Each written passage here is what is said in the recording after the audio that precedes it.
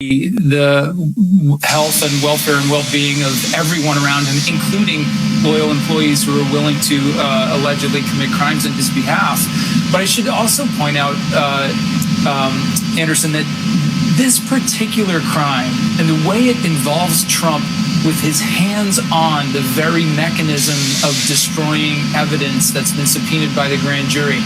Sure, it's an additional count and it's a serious thing, and it brings the prospect of additional criminal liability, but it also frames him in such an incredibly negative light.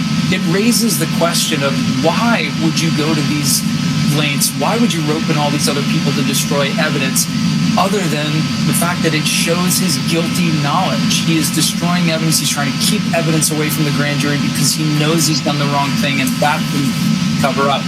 It's an incredibly damaging picture that it paints for the jury as they grapple with issues of, like, why would a former president do these sorts of things? Well, now we see, at least in these allegations, exactly how he did it and why he did it. Well, also, to your point, Andrew, they go through in this indictment all the various ways that previously we knew according to the government, the president had attempted to do this, suggesting to his attorney, just pluck out anything that's not good that you find and make it disappear, or telling people, this attorney in the past, he did his client right because he said he was the one who was guilty of this, suggesting, where's my, Roy Cohen, essentially. I mean, there are plenty of examples prior to this superseded indictment in which they are detailing all the ways he is suggesting criminality of other people.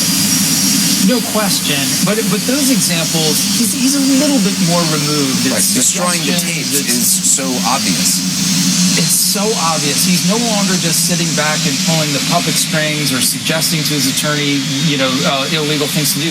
He's actually reaching out, having a 24-minute phone conversation with the head of maintenance at Mar-a-Lago, and then undoubtedly emanating from his questions, you have all these